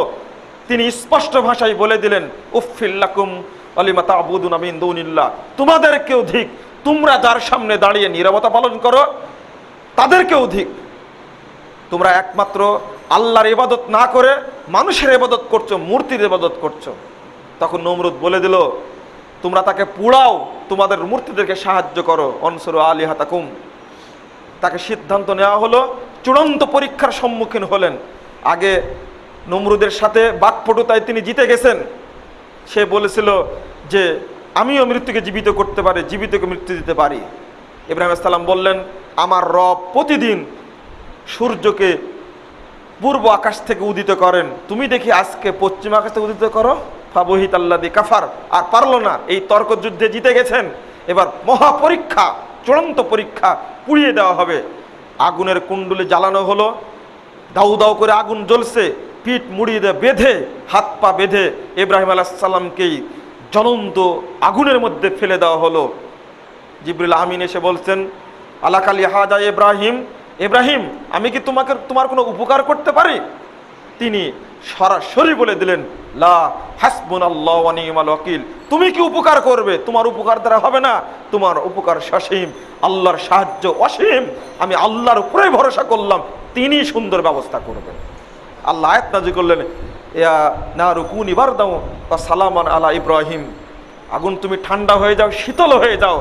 যে অগ্নিকুণ্ড সেদিন হয়ে গেছিল ফুলের বাগানে পরিণত, সেই ইব্রাহিম আলাইহিস সালামের চেতনার কারণেই আজকে আমরা মূর্তির সামনে গিয়ে দাঁড়িয়ে মানুষকে পূজা দিচ্ছি। আমি যা ফুল দিচ্ছি, মূর্তিকে ভক্তি করছি, খাম্বাকে ভক্তি করছি, ইব্রাহিমের চেতনা কি আমাদের মধ্যে আছে? ভাঙ্গা তো দূরের কথা, উল্টা সেখানে গিয়ে আমি সেজদা করছি, সেখানে গিয়ে আমি টাকা পয়সা দিচ্ছি। কত খুতবায় আমি বলেছি, আজকে আর বলতে চাচ্ছি না। বলতে চাচ্ছি এটা ইব্রাহিমের চেতনা আমাদের মধ্যে নিয়ে আসতে হবে। আরেকটি চেতনা হলো, যেটা আগে বললাম, যেটা আল্লাহর পক্ষ থেকে নির্দেশ এসেছে সেটা বিনা বাক্যে সেটা আপনাকে মেনে নেওয়া। আর এর মধ্যে ইব্রাহিমের চেতনা যেমন ফুটে উঠবে, রাসূলুল্লাহ সাল্লাল্লাহু আলাইহি সাল্লামের সুন্নাত মানার কারণে আপনি যে নেকি পাবেন, এই নেকির বিনিময়ে আপনি জান্নাতে চলে যেতে পারবেন। তার প্রমাণ রাসূল সাল্লাল্লাহু আলাইহি সাল্লাম বলছেন, তাবরানী কাবির 10,394 নম্বর হাদিস, নবী মুহাম্মদ সাল্লাল্লাহু আলাইহি সাল্লাম বলেছেন, ইন্না মিন ওয়ারাইকুম জামানা সাবরিন, সাহাবা একরাম শুনে রাখো, তোমাদের পরে ধৈর্যের যুগ আসবে। এই যুগে আমার সুন্নাতকে কেউ মানবে না, বরং যারা সুন্নাত আমল করবে তাদেরকে ট্রিট করা হবে, তাদেরকে ভৎসনা করা হবে। তোমরা যদি যারা এই সময়ে সুন্নাতের উপরে অটল থাকবে, শক্ত থাকবে, ফালাহু আজরু খামসিনা শহীদান, কিয়ামতের মাঠে ওই ব্যক্তি 50 জন শহীদের মর্যাদা পেয়ে যাবে। সুন্নাতকে আপনি আঁকড়ে ধরে থাকুন। রাসূলুল্লাহ সাল্লাল্লাহু আলাইহি ওয়াসাল্লামের সামনে বসেছিলেন বিজ্ঞ সাহাবী উমর ফারুক। তিনি বলছেন, ইয়া রাসূলুল্লাহ আমিন্না মিনহুম, এই 50 জন শহীদ কি আমাদের যুগের মতো 50 জন, না তাদের যুগের মতো 50 জন? তখন আল্লাহ নবী ধমক দিয়ে বলছেন, লা বাল মিনকুম, আরে উমর না না, তোমাদের যুগে বদর উহুদ খন্দকে শহীদ 50 জন শহীদের মর্যাদা তারা পেয়ে যাবে। তাহলে সুন্নাতের উপর আমরা অটল থাকি। এবার সংক্ষিপ্ত কিছু মাসাইল আপনাদের সামনে উল্লেখ করতে চাই। সেটা হলো কুরবানির 10টা দিন, অর্থাৎ জিলহজ মাসের 1 তারিখ থেকে 10 তারিখ পর্যন্ত 365 দিন, 360টা দিন আরবি গণনায় যত দিন আছে তার মধ্যে সবচেয়ে ফজিলতপূর্ণ দিন হলো 1 তারিখ থেকে 10 তারিখ পর্যন্ত। সবচেয়ে 1460 নম্বর হাদিস সহিহ বুখারী, রাসূল সাল্লাল্লাহু আলাইহি ওয়াসাল্লাম বলেছেন, মা মিন আইয়ামিন আল আমালুস সলিহ মিন ফিহিন্না আহাব্বু ইলাল্লাহি মিন আইয়ামিল আশর। আল্লাহ রাব্বুল আলামিনের কাছে যত দিন রয়েছে তার মধ্যে সর্বাধিক প্রিয় দিন হলো জিলহজ মাসের প্রথম 10 দিন। প্রথম 10 দিনে যে আমলটা করবে, এই 10 দিনের আমলটাই আল্লাহর কাছে সবচেয়ে প্রিয় আমল হিসাবে গ্রহণযোগ্য। তবে দিন, নট রাত। 10টি রাত সবচেয়ে গুরুত্বপূর্ণ, সেটা হলো রমজান মাসের শেষ দশক। আর 10টা দিন হলো সবচেয়ে গুরুত্বপূর্ণ, সেটা হলো জিলহজ মাসের প্রথম 10 দিন। সাহাবীরা প্রশ্ন করলেন, ওয়ালাল জিহাদু ফি সাবিলিল্লাহ, আল্লাহ রাসূল কেন এই 10 দিনের বাহিরে কেউ যদি অন্য দিনে জিহাদ করে তাও নয় কি? তখন বলছে, লা ওয়ালাল জিহাদু ফি সাবিলিল্লাহ, না না, এই 10 দিন ব্যতীত অন্য দিনে কেউ জিহাদ করেও এত নেকি পাবে না। তবে ইল্লামান খরাজা বিনাফসিহি ওয়া মালিহি ওয়া লাম ইয়ারজি, তবে হ্যাঁ, ওই ব্যক্তি এই 10 দিনের বাহিরে কেউ যদি জিহাদ করতে যায়, সেও ফিরে আসলো না, তার মাল ঘোড়াও ফিরে আসলো না, তবে এই ব্যক্তি জিহাদ করে যে নেকি পাবে, এই জিলহজ মাসের প্রথম 10 দিনের মধ্যে আমল করে সেই নেকি পেয়ে যাবে। আমি হয়তো হাদিসের ফজিলতটা বোঝাতে পারলাম না, একটা আবারও বলি। এই জিলহজ মাসের প্রথম 10 দিনের ফজিলতটা রাসূল সাল্লাল্লাহু আলাইহি ওয়াসাল্লাম বলছেন, অন্য দিনে যতই আমল করুক না কেন জিলহজ মাসের প্রথম 10 দিনের মতো ফজিলত অর্জন করতে পারবে না। সাহাবীরা প্রশ্ন করলেন, কেন, কেউ যদি জিহাদে যায় তাও না? তিনি বলছেন, ওয়ালাল জিহাদু ফি সাবিলিল্লাহ, আরে না না, অন্য মাসে অন্য দিনগুলো তো জিহাদে গিয়েও এই নেকিটা পাবে না। হ্যাঁ, তবে এই জিলহজ মাসের 10 দিনের বাহিরে কোনো ব্যক্তি জিহাদে গেছে, যাওয়ার পরে সে নিজেও শহীদ হয়ে গেছে আর মালগুলোও তার হারিয়ে গেছে, ঘোড়াটাও চলে গেছে, এই ব্যক্তি যদি যে নেকিটা পাবে, জিলহজ মাসের নেকির সমপরিমাণ নেকি ওই ব্যক্তি পেতে পারবে। তাহলে কত নেকি! এই জন্য রাসূলুল্লাহ সাল্লাল্লাহু আলাইহি ওয়াসাল্লামের নিয়মিত আমল ছিল এটা নাসাইর হাদিস 2372 নম্বর হাদিস। তার স্ত্রী বলছেন যে, কানান নবী সাল্লাল্লাহু আলাইহি ওয়াসাল্লাম ইসামু ইয়াউম আশুরা ওয়া তিসআম মিন জিলহিজ্জাহ ওয়া সালাসাতা আইয়াম মিন কুল্লি শাহরিন। রাসূল সাল্লাল্লাহু আলাইহি ওয়াসাল্লাম নিয়মিত 3টি কাজ করতেন। তিনি আশুরার দিনে সিয়াম পালন করতেন, মুহররমের 10, 9, 10, আর জিলহজ মাসের প্রথম 9টি সিয়াম তিনি পালন করতেন। আর একটা বিষয় বললেন যে প্রত্যেক মাসে 3টা করে তিনি সিয়াম পালন করতেন, হাদিস সহিহ। তাহলে প্রথম 10 দিন আল্লাহ রাসূল সিয়ামের জন্য বেছে নিলেন কেন? রমজান মাসে বেছে নিয়েছিলেন সাদাকা করার জন্য, কিন্তু এই মাসে সাদাকা করার জন্য বেছে নিলেন না, তিনি বেছে নিলেন কি করার জন্য? সিয়াম পালন করার জন্য। সালাতের কথাও পাওয়া যায় না। সিয়াম এমন একটা জিনিস যার মাধ্যমে একজন ব্যক্তি জান্নাতকে নিশ্চিত করতে পারে। এই জন্য আর আপনার সিয়ামের ফজিলত তো জানেন, রাসূল সাল্লাল্লাহু আলাইহি ওয়াসাল্লাম বলছেন, নফল সিয়াম কোনো ব্যক্তি যদি একদিন আদায় করে, একদিন মাত্র একটা সিয়াম যদি কোনো ব্যক্তি নফল হিসাবে পালন করে, রাসূল সাল্লাল্লাহু আলাইহি ওয়াসাল্লাম বলেছেন, বা'দাল্লাহু তাআলা মা বাইনাস সামাই ওয়াল আরদ আনিন নার, আসমান থেকে জমিন পর্যন্ত যত দূরত্ব, আল্লাহ রাব্বুল আলামিন তাকে জাহান্নাম থেকে তত দূরে রাখবেন। সেখানে 9টা সিয়াম পালন করা, তাহলে আমরা এই 9টা দিন সিয়াম পালন করতে পারি।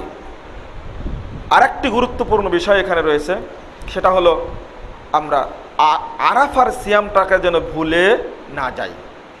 রাসূলুল্লাহ সাল্লাল্লাহু আলাইহি সাল্লাম বলছেন, এটা সহিহ মুসলিমের 2803 নম্বর হাদিস। তিনি বলছেন, সিয়ামু ইয়াউমি আশুরা আহতাসিবু আলাল্লাহ আন ইউকাফফিরা সানাতাল্লাতী বাদাহু। আশুরার দিনে সিয়াম পালন করলে বিগত 1 বছরের সমস্ত পাপ আল্লাহ ক্ষমা করে দেবেন। ওয়া সিয়ামু ইয়াউমি আরাফা আহতাসিবু আলাল্লাহ আন ইউকাফফিরা সানাতাল্লাতী ক্বাবলাহু ওয়াস সানাতাল্লাতী বাদাহু।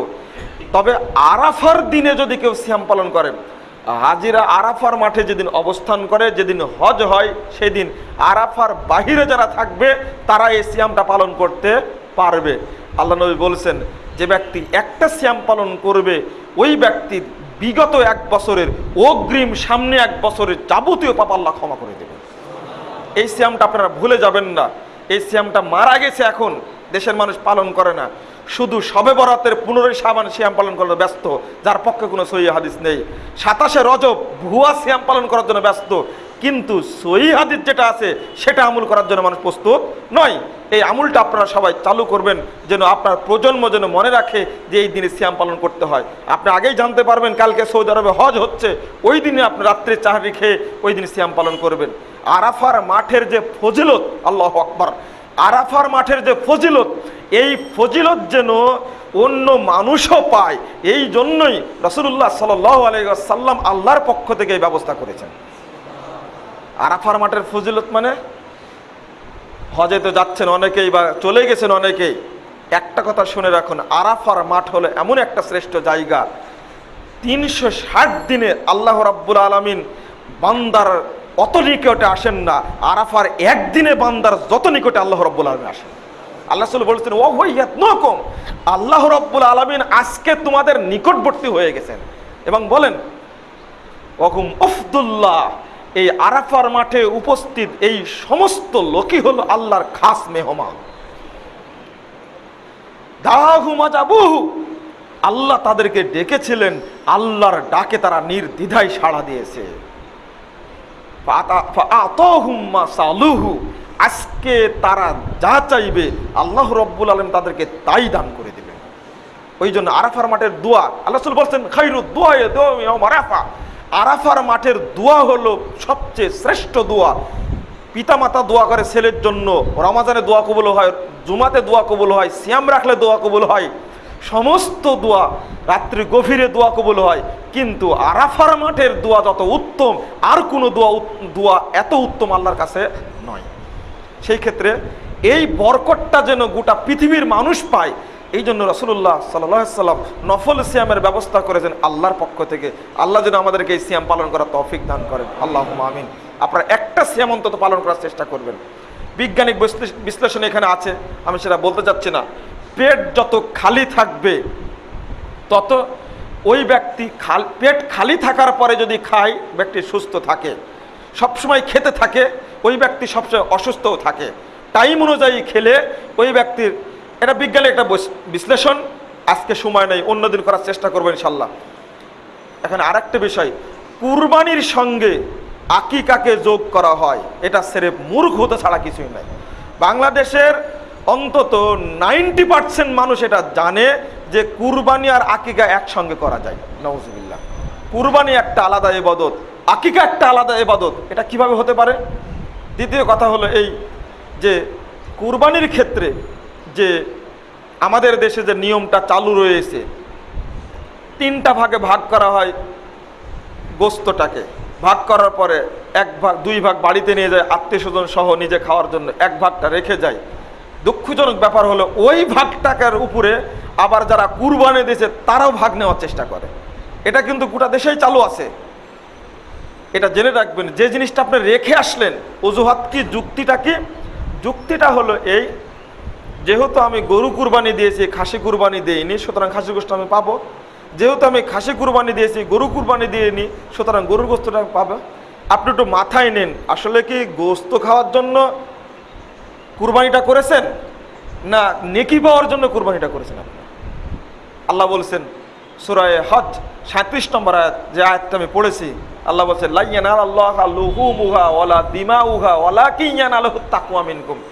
আল্লাহর কাছে গোস্তও পৌঁছে না, রক্তও পৌঁছে না, বরং পৌঁছে তোমাদের আত্মাটা, তাকওয়াটা তোমাদের কাছে পৌঁছে। কোন উদ্দেশ্যে তুমি কুরবানিটা করলে? তাহলে আমরা কেন এটা করি না? ওটা মিসকিনের জন্য দিয়েছেন আপনি, যারা কুরবানি করতে পারেনি, দরিদ্র মানুষ, তাদের মাঝে বন্টন করে দিন। ওটা আপনি ওখানে আবার ভাগ বসানোর জন্য চেষ্টা করবেন না। এটা একটা জাহেলিয়াত ছাড়া কিছু নয়, এবং ইতর শ্রেণীর মানুষের পরিচয়, এটা ছোট মনের পরিচয়। 2 নম্বর বিষয় আপনাদের এই ক্ষেত্রে বলি যে কুরবানির যে প্রকৃত সুন্নাতটা আমাদের মধ্যে থেকে হারিয়ে গেছে, আস্তে আস্তে আবার চালু হচ্ছে। আমরা সুন্নাতটা যথাযথভাবে পালনের চেষ্টা করি। সেটা হলো রাসূলুল্লাহ সাল্লাল্লাহু আলাইহি সাল্লামের কুরবানির দিনে তিনি কুরবানির গোশত না খাওয়া পর্যন্ত তিনি মাঝখানে খেতেন না। এই সুন্নাতটা উঠে গেছে সেমাই রুটির একবার ধুমধামের কারণে। আপনি সকালে উঠলেন, স্ত্রীকে বললেন তুমি সেমাই রান্না করো, খেয়ে ঈদগাহে যাব, এটা আপনার স্বাধীনতা হলো, ধর্মীয় স্বাধীনতা হলো না, ইসলামী স্বাধীনতা এখানে নেই। আপনি চেষ্টা করবেন এই সুন্নাতটা মেনে নেওয়ার, চেষ্টা না, এটা করতে আপনি বাধ্য। ঈদুল ফিতরের দিনে যখন বের হয়ে যাবেন ঈদগাহের জন্য, তখন আপনি 3টা বা 5টা বা 7টা খেজুরি খেয়ে বেরিয়ে যান, অথবা সেমাই রুটি খেয়ে বেরিয়ে যান, সেখানে স্বাধীনতা আছে। কিন্তু ঈদুল আজহার ক্ষেত্রে, কুরবানির ঈদের ক্ষেত্রে আপনি সকাল পর্যন্ত কিছু খেতে পারবেন না। রাসূল সাল্লাল্লাহু আলাইহি সাল্লাম সম্পর্কে ইবনে উমর বলছেন, ইয়াকুলু মিন কাবিদিহি, সর্বপ্রথম তিনি সেদিন ওই কুরবানি জবাহ করা মানে প্রাণীর গোস্তের কলিজা দ্বারা প্রথম তিনি ইফতার করতেন। আমি ওই সুন্নাতটা মানতে পারি, গোটা দেশে সুন্নাতটা উঠে গেছে, আপনি সুন্নাতটা মেনে চলুন। রাসূল সাল্লাল্লাহু আলাইহি সাল্লামের আগের ওই সুন্নাত, যখন মানুষ সুন্নাত ছেড়ে দিবে তখন সুন্নাতকে আপনি গ্রহণ করুন, আপনি 50 জন শহীদের মর্যাদা পেয়ে যাবেন। মানুষ কেউ সুন্নাত মানবে না, আপনাকে মানতে হবে। আপনি জেনে নিলে আপনি মানার চেষ্টা করুন। হালুয়া রুটি, সেমাই রুটির অনুষ্ঠান ওই দিন করা যাবে না। আপনি প্রথম আনন্দের সাথে ছেলে সন্তানকে নিয়ে ওই সুন্নাতটা মেনে আপনি কুরবানির গোশত প্রথম খেয়ে নিন, দেখেন কতটা আনন্দ লাগবে। হাদিসে আরেকটা হাদিস, সালাত পর্যন্ত না খেয়ে থাকতে হবে। এখানেও পেট খালি রাখার জন্য সায়েন্টিফিক ব্যাখ্যা আছে। এখানে কেন প্রথম গোশত খাবে ধুমধামের মাধ্যমে, পেটের যেন পীড়া না হয়। এটা ইহুদিরা বিশ্লেষণ করে ভাই বের করেছে। কোরআন সুন্নাহ, বিজ্ঞানের আলোকে কোরআন সুন্নাহ একটা বই আছে, এই বইটার মধ্যে উনি বিস্তারিত লিখেছেন। আলহামদুলিল্লাহ, কিভাবে যেন অনেক কিছু লিখেছেন, তার মধ্যে এই একটা জিনিস লিখছেন। আর একটা বিষয় না বললেই নয়, সেটা হলো ভাগা কুরবানি নিয়ে একটা দ্বন্দ্ব আছে সমাজে, একটা তুমুল দ্বন্দ্ব আছে। বন্ধুরা আমার, ভাগা কুরবানি করা নাজায়েজ, ভাগা কুরবানি করা হারাম, এটা কথা নয়। চালু আছে, আপনারা করছেন, তবে হাদিসগুলোর দিকে দৃষ্টি দিবেন। তবে নিঃসন্দেহে এটা মতনৈক্যপূর্ণ, এতে কোনো সন্দেহ নেই। প্রত্যেক পরিবারের পক্ষ থেকে একটি কুরবানি করাটাই হলো সুন্নাত। রাসূলুল্লাহ সাল্লাল্লাহু আলাইহি ওয়াসাল্লাম নিজে প্রত্যেক পরিবারের পক্ষ থেকে কুরবানি করার জন্য সর্বশেষ নির্দেশটা দিয়ে গেছেন। সেটা কি? বিদায় হজ্জের শেষ ভাষণে হাদিসটা আসছে তিরমিজির 278 পৃষ্ঠা, এবং আবু দাউদের মধ্যে আসছে 385 পৃষ্ঠা। রাসূলুল্লাহ সাল্লাল্লাহু আলাইহি ওয়াসাল্লাম বলেছেন, আলা ইন্না ফি কুল্লি আহলি বাইতিন ফি কুল্লি আমিন উযহিয়া, সাবধান, তোমাদের প্রত্যেক পরিবারের পক্ষ থেকে প্রত্যেক বছর একটি করে কুরবানি। এটা হলো মূল কথা। আমরা যারা সাধ্য রাখি তারা পরিবারের পক্ষ থেকে যদি একটা পারে একটা করব, 2টা পারলে 2টা করব। যদি আপনি 100 কুরবানি করতে পারেন তাও করুন। রাসূল সাল্লাল্লাহু আলাইহি ওয়াসাল্লাম তিনি 100টা কুরবানি করেছিলেন। প্রথমে তিনি করলেন 60টি, পরে করতে পারলেন না, আলীকে দিয়ে দেন, আলী তুমি বাকিটা করো। 2352 নম্বর হাদিস, 53, 54, 49 নম্বর হাদিস সহিহ মুসলিমের মধ্যে আসছে। তাহলে আমরা যদি সাধ্য রাখি অনেকগুলো করব, যদি না পারি তাহলে একটি করব। আর যারা পারবই না কুরবানি করতে, কুরবানি করা ফরজ নয়, এটা হলো সুন্নাত। এটা বোঝানোর জন্য আবু বকর এবং ওমর রাদিয়াল্লাহু আনহু মাঝে মাঝে কুরবানি দিতেন না। রাসূলুল্লাহ সাল্লাল্লাহু আলাইহি ওয়াসাল্লাম বলছেন, 3123 নম্বর হাদিস ইবনে মাজার মধ্যে আসছে, মান কানা লাহু সাআ ওয়া লাম ইউযাহি ফালা ইয়াকরাবান্না মুসাল্লানা, যে ব্যক্তি সাধ্য রাখে কুরবানি করার কিন্তু কুরবানি করলো না, ও যেন আমাদের ঈদগাহের উপস্থিত না হয়। সংক্ষেপে একটা কথা বলে দিই, এখানে অনেক কুরবানির ফজিলত আপনারা শুনবেন বিভিন্ন জায়গায়। এক বাক্যে কুরবানির রক্ত পশম গরু সম্পর্কে যত বর্ণনা আছে সমস্ত বর্ণনায় দুর্বল বর্ণনা, জয়ীফ বর্ণনা। যেমন প্রত্যেকটা লোমের বিনিময়ে একটা নেকি হয়, তার কাল কিয়ামতের মাঠে কুরবানির খুর, হাড়, মাথা এইগুলো চলে যাবে, সব দাঁড়িপাল্লায় উঠে যাবে। যে বর্ণনাগুলো আছে এই বর্ণনাগুলো কোনোটাই ঠিক নয়। এগুলো থেকে আমাদের আলেম সমাজকে বিরত থাকতে হবে, বরং সহি যে ফজিলতটা সেটা বলার চেষ্টা করতে হবে।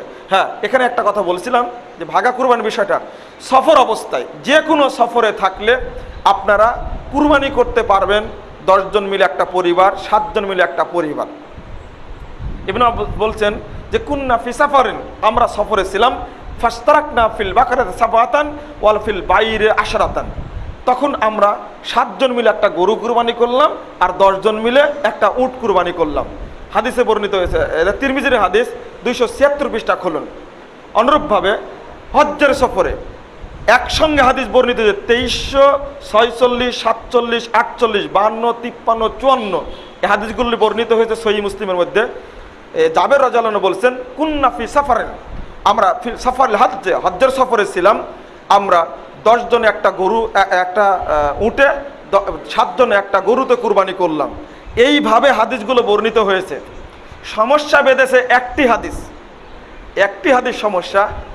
হাদিসটা হলো এই যে আল বাকারাতু মিন সাবাতিন ওয়াল জাজুরু মিন সাবাতিন, গরু 7 জনে, উট 7 জনে, একটা বর্ণ আসছে, কিন্তু কোথায়, মুকিম অবস্থায় না মুসাফির অবস্থায়, এই হাদিসে কিন্তু বর্ণনা করা হয়নি, নেই। এখন এই হাদিস দ্বারা কেউ দলিল নিবে যে মুকিম অবস্থায় 7 জনে কুরবানি করা যাবে, আবার কেউ বলবে না এটা তো সফর অবস্থাও হতে পারে। তো এই হাদিসটা কোথাকার হাদিস, আমি কোথায় পাবো হাদিসটা?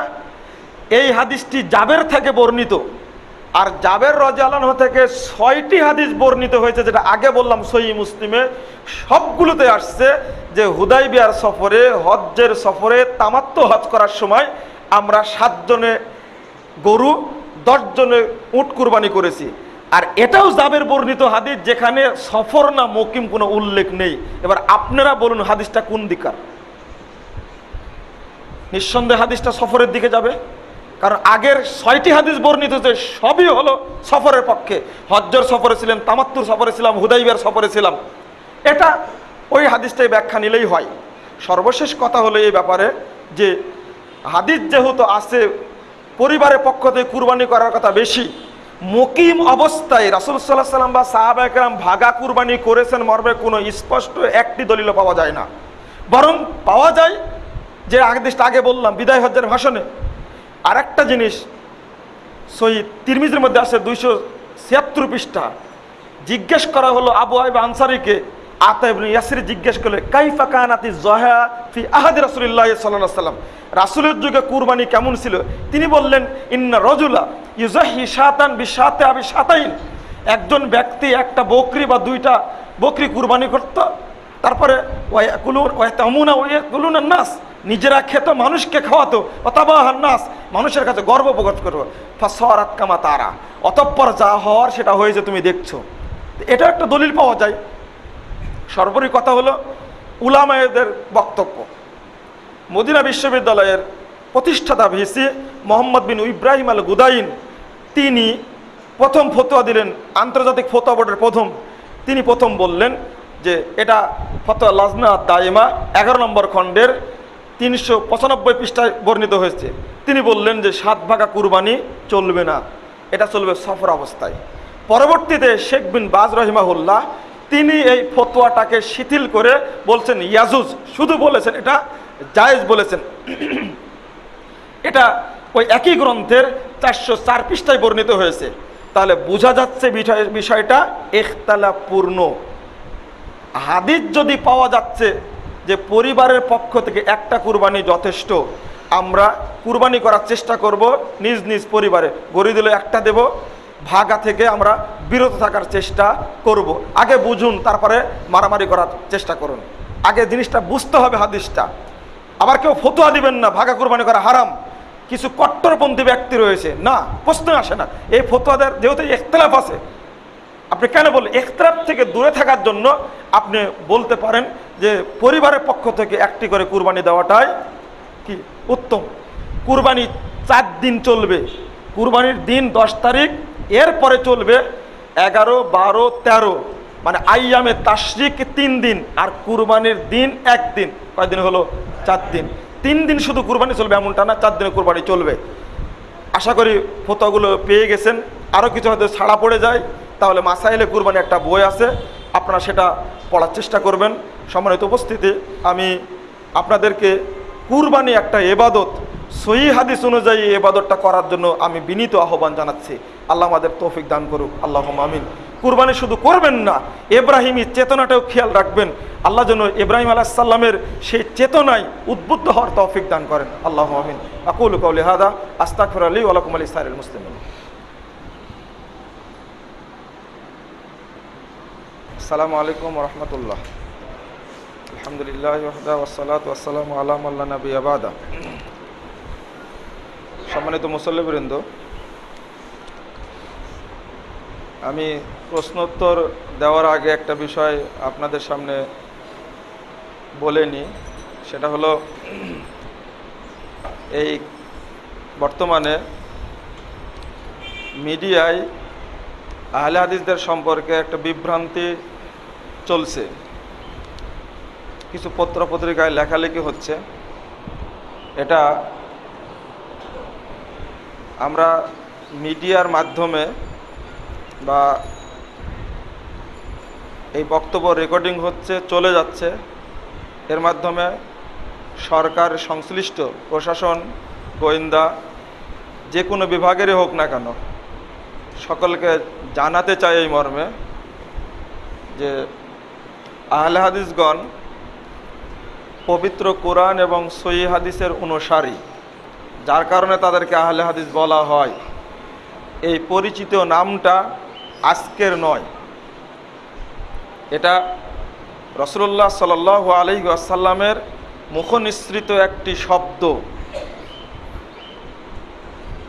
এবং সাহাবায়ে কেরাম, তাবেঈনে এজাম, তাবেগণ, মুহাদ্দিসুল কেরাম থেকে শুরু করে এ দীর্ঘ দিনের এটা মানে সুপরিচিত প্রাচীন একটি নাম, হকপন্থীদের পরিচিতির নাম। দুঃখজনক ব্যাপার, তাদের বৈশিষ্ট্য পবিত্র কোরআন এবং সহিহ হাদিসেরই বৈশিষ্ট্য। হ্যাঁ, কোনো ব্যক্তি যদি কোনো অন্যায় কাজ করে, সে ব্যক্তি দোষী, পুরো ইউনিটি দোষী হতে পারে না। একটি পরিবারের একটি সন্তান যদি চুরি করে, এই চোরের দায়ে যে বাপকেও শাস্তিদণ্ড দেওয়া হয় নাকি? কখনো নয়, প্রশ্নই আসে না। এটা যেমন স্পষ্ট, প্রধানমন্ত্রী একটি দলেরও সভানেত্রী, তাই না? যদি তার কোনো কর্মী কোনো অন্যায় করে, এই দায়ে কি গোটা দেশের মানুষ দায়ী হতে পারে? প্রশ্নই আসে না।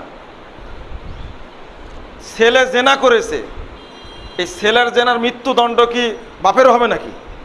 হতে পারে না। যারা সাংবাদিক, যারা গোয়েন্দা, যারা মিডিয়া কর্মী বা বিভিন্ন সেক্টরের, তাদেরকে কলম ধরার জন্য, তাদেরকে লেখার জন্য অনুরোধ জানাচ্ছি, তবে জেনে বুঝে লিখতে হবে। কখনো একটা শ্রেণীকে কখনো দোষারোপ করা যায় না। ইবনু তাইমিয়া রাহিমাহুল্লাহ আজ থেকে 800 বছর পূর্বের কথা, একটা কথা শুনে নিন। তিনি বলছেন, আহলুস সুন্নাহ ওয়াল জামা মাযহাবুন কদিমুন মারুফুন ক্বাবলা আন ইয়াখলুকাল্লাহু আবা হানিফা ওয়া মালিকান ওয়া শাফিয়া ওয়া আহমাদা ফাইন্নাহু মাযহাবুস সাহাবা তালাক্কাউহু আন নবিয়্যিহিম। তিনি বলছেন যে আহলে সুন্নাহ ওয়াল জামাত, এই আহলে হাদিস মাযহাবটি অতি পরিচিত প্রাচীন একটি মাযহাব, যা ইমাম আবু হানিফা, ইমাম মালিক, ইমাম শাফি, ইমাম আহমদ বিন হাম্বল রহিমাহুমুল্লাহ, তাদেরকে আল্লাহ সৃষ্টির বহু পূর্বে থেকেই পরিচিত। ফাইন্নাহু মাযহাবুস সাহাবা, এটা হলো সাহাবীদের মাযহাব। তালাক্কাউহু আন নবিয়্যিহিম, সাহাবায়ে কেরাম পেয়েছেন তাদের নবী থেকে। বলুন আলহামদুলিল্লাহ। এত শক্ত বাণী তিনি তুলনা করছেন। খুলুন মিনহাজুস সুন্নাহ প্রথম খণ্ডের 128 পৃষ্ঠায় তিনি উল্লেখ করছেন এই মর্মে যে গোটা পৃথিবীতে যত জাতি রয়েছে, সমস্ত জাতির মধ্যে মুসলমানদের স্থান যেমন সর্বোচ্চ, তেমনি মুসলমানদের মধ্যে যত দল রয়েছে, পথ রয়েছে, তাদের মধ্যে আহলে হাদিসের স্থান সবচেয়ে উত্তম। চলুন, আবু হুরায়রা রাদিয়াল্লাহু আনহু বলছেন, আনা আউয়ালু মিন আহলিল হাদিস। রাসূল সাল্লাল্লাহু আলাইহি ওয়াসাল্লাম যে বলছেন, মা আনা আলাইহি ওয়া আসহাবি। তারপরে ইমাম বুখারীর উস্তাদ আলী ইবনুল মাদানির কাছে খুলুন, তিনি বলেছেন, ওয়াহুম আহলুল হাদিস আল্লাযীনা ইয়াতাহাদুনা মাযাহিবার রাসূল আল্লাযীনা ওয়াযুব আনিল ইলম। তিনি বলছেন, এই পৃথিবীতে হকপন্থী মানুষের নাম হলো আহলে হাদিস, যারা রাসূলের সুন্নাতকে আঁকড়ে ধরে থাকে। আল্লাহর নবীর সুন্নাতের উপরে বিরোধিতা হলে তারাই প্রথম সেটাকে প্রতিরোধ করে থাকে। লাউলাহুম, যদি তারা পৃথিবীতে না থাকতেন, লাম নাজিদ আনিল মুতাজিলা ওয়ার রাফিজা ওয়াল জাহমিয়া ওয়া আহলিল ইরজাই ওয়া রায় শাইয়্যাম মিনাস সুনান, তারা যদি না থাকতেন তাহলে মুরজিয়া বলো, মুতাজিলা বলো, রাফেজি বলো, জাহমিয়া বলো, ইসলামের নামে যত দল আছে তাদের কারো কাছে একটা সুন্নাত আমরা পেতাম না। ইমাম আবু দাউদ রাহিমাহুল্লাহ বলেছেন, লাউলা হাদিহিল ইসাবা লাম দারাসাল ইসলাম ইয়ানা আসহাবাল হাদিস। যদি পৃথিবীতে আহলে হাদিসগণ না থাকতেন তাহলে ইসলাম পৃথিবী থেকে মিটে যেত একেবারে। কেন বললেন কথাগুলো? ইমাম আহমদ বিন হাম্বলকে প্রশ্ন করা হয়েছিল, সবগুলো যে জাহান্নামে যাবে, একটি দল জান্নাতে যাবে, সে দলটা কোন দল? তিনি বলছেন, ইল্লাম ইয়াকুনু আসহাবাল হাদিস ফালা আদরি মানহুম। যদি তারা আহলে হাদিস না হয় আর কোন দল, সেটা ইমাম আহমদ জানে না। এই নামগুলো পরিচিত। শাহুলিল্লাহ মুহাদ্দিস দেহলভী রাহিমাহুল্লাহ হুজ্জাতুল্লাহ আল বালিগার 118 পৃষ্ঠায় প্রথম খণ্ডের তিনি বলছেন, এই পৃথিবীতে দুইটা দল রয়েছে, একটা আহলুর রায় আর একটা হলো আহলুল হাদিস। আহলে হাদিসগণ কেবলমাত্র কোরআন এবং সহিহ হাদিস মানে, আর আহলের রায় যত দল আছে সমস্ত দল তাদের ব্যক্তিদের অনুসরণ করে থাকে। এক কথায় আমি আর বাড়াতে চাচ্ছি না, কিন্তু এইভাবে কোরআন এবং সহিহ হাদিসপন্থী মানুষদেরকে জঙ্গি বলে চিত্রিত করার যে জঘন্যতম আচরণ বা চরিত্র, এর চেয়ে জঘন্যতম কিছু হতে পারে না। কেন লেখা হবে আহলে হাদিস ইউনিটে? কোথায় জেএমজেবি আর কোথায় জেএমবি, তার সঙ্গে আহলে হাদিস কথাটা কিভাবে মানায়? এমন কেউ কোনো প্রমাণ দিতে পারবে? যুগ যুগ ধরে পরিচিত দুইটা কথা মনে রাখবেন, আহলে হাদিসগণ ব্যালটের রাজনীতিতে যেমন বিশ্বাসী নয়, তেমনি বুলেটের রাজনীতিতে বিশ্বাসী নয়। আমরা ব্যালটের রাজনীতি করে মানুষের দ্বারে দ্বারে ভোট ভিক্ষা করার জন্য কখনো যাই না। পৃথিবীতে কোনো প্রমাণও নাই। পাবেন কুয়েতে দেখেন, সৌদি আরব দেখেন, ইন্ডিয়াতে দেখেন, বাংলাদেশে দেখেন, পাকিস্তানে দেখেন, সিরিয়াতে দেখেন, ইন্দোনেশিয়া, মালয়েশিয়া দেখেন, কোনো আহলে হাদিসদের সংগঠন কোনোদিনই ভোট ভিক্ষার জন্য মানুষের দ্বারে দ্বারে যায় না। এই স্পষ্ট কথা জেনে রাখা উচিত।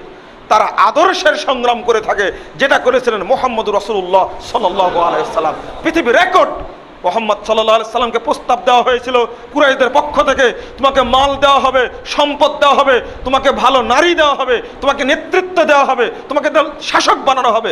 গ্রহণ করেছিলেন। তিনি বলেছিলেন তার চাচার কাছে, মা বিমা তাকুলা মা জিতু বিমা জিতুকুম বিহি। চাচা আবু মুগিরা, আপনি যে প্রস্তাব দিয়েছেন, এই প্রস্তাব আর আমার আন্দোলনের সাথে কোনো সম্পর্ক নেই।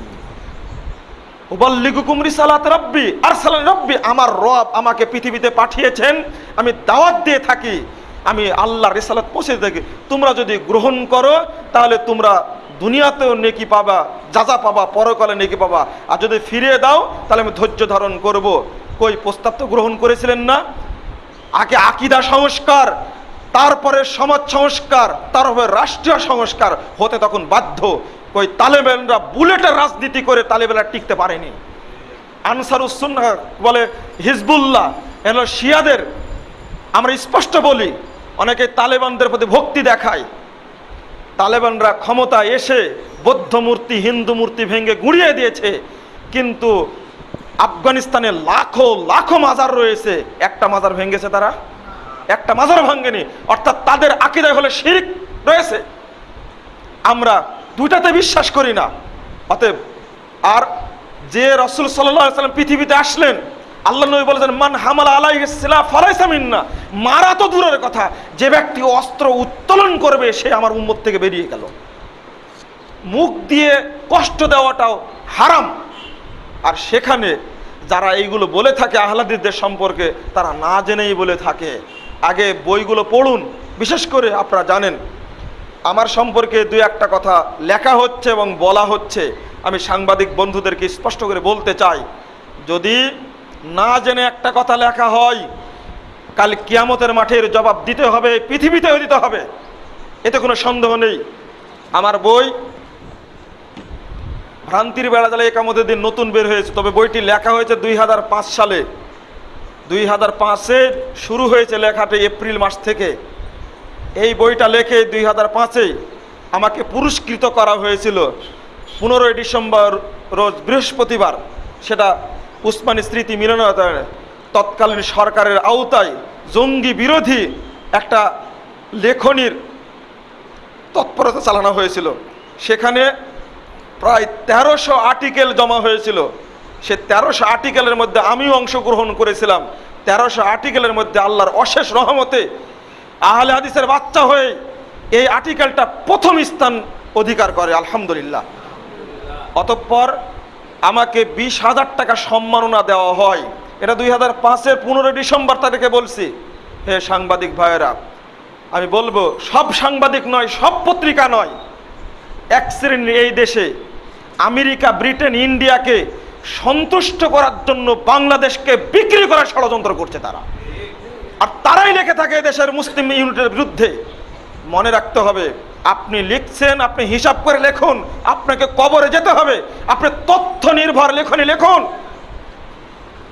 আপনি সাংবাদিকতা করুন মৌলানা আকরাম খাঁর মতো, আপনি সাংবাদিকতা করুন পাকিস্তানের হামিদ মীরের মতো, বিড়ালের মতো সাংবাদিকতা করুন, বিড়ালের মতো চাটুকার হয়ে ইহুদি খ্রিস্টানদের খুদকুলা খেয়ে সাংবাদিকতা করবেন না।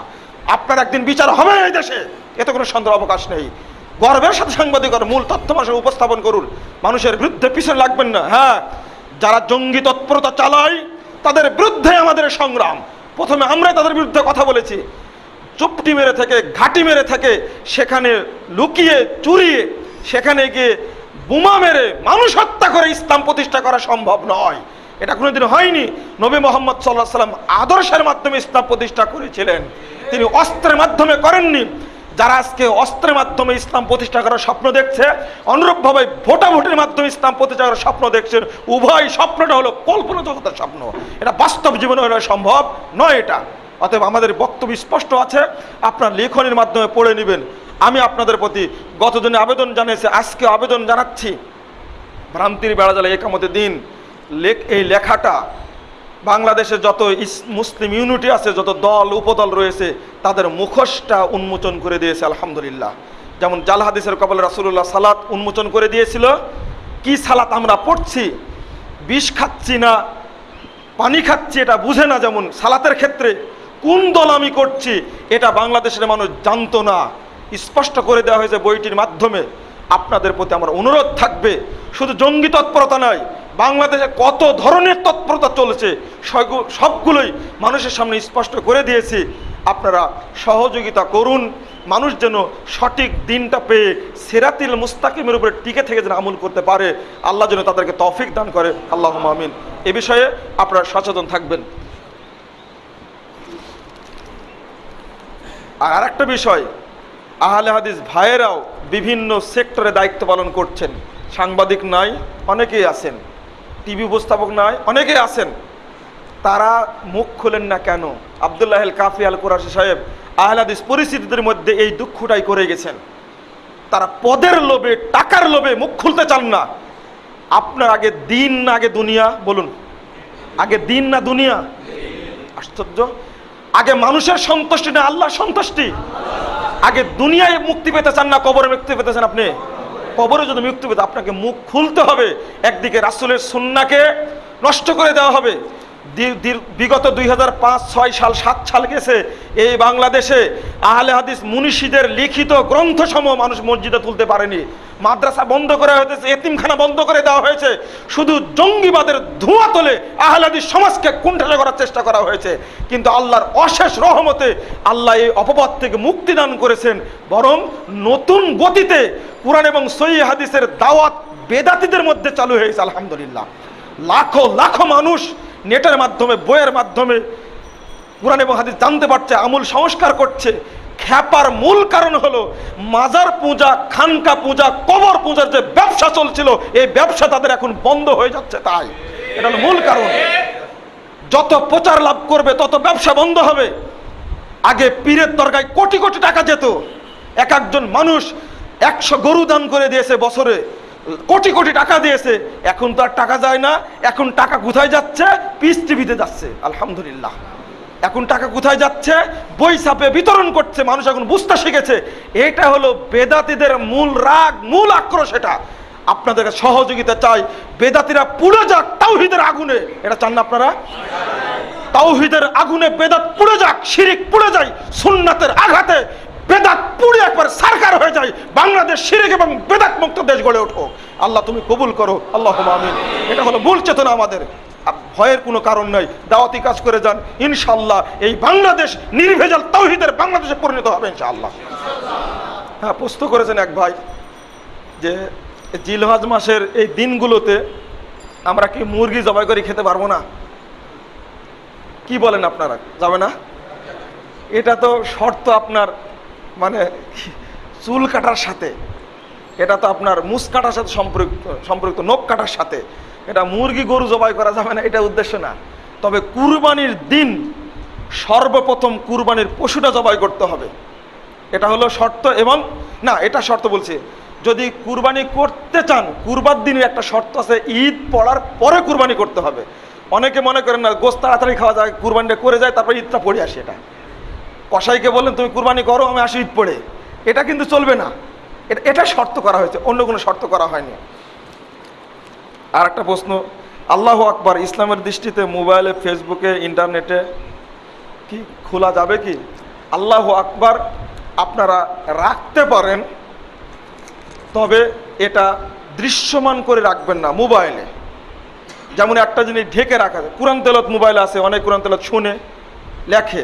আবার কোরআন তেলাওয়াতের রিংটোন কিন্তু বাজানো যাবে না, এটা খেয়াল রাখবেন। আজানের রিংটোন করবেন না, এটা একটা নেহায়েত অন্যায় কাজ। এটা ঠিক অনুরূপভাবে আল্লাহু আকবার শব্দটা আপনি স্ক্রিনে রেখে দিচ্ছেন, এটা করার চেষ্টা করবেন না, আপনি রেখে দেন। তবে আল্লাহু আকবার কথাটা পুরো আপনার কোনো নিজের বাড়িতে কোনো লিখে রাখলেন, যেন চোখে পড়লে আল্লাহু আকবার শব্দটা বেরিয়ে যায়, সুবহানাল্লাহ শব্দটা বেরিয়ে যায়। শুধু আপনার বাড়িতে না, রাস্তাঘাটে যে কোনো জায়গায় একটা সাইনবোর্ডে লিখে রাখলেন, বা একটা স্টিকার করে দিলেন, এগুলো যে মানুষ দেখলে যেন আল্লাহু আকবারটা উচ্চারণ করে, এইগুলো করা যাবে, কোনো সমস্যা নাই। আশা করি আপনারা স্পষ্ট হয়েছেন। আল্লাহ রাব্বুল আলামিন আমাদের কবুল করুন, আল্লাহুম্মা আমিন। আসসালামু আলাইকুম ওয়া রাহমাতুল্লাহি ওয়া বারাকাতুহু।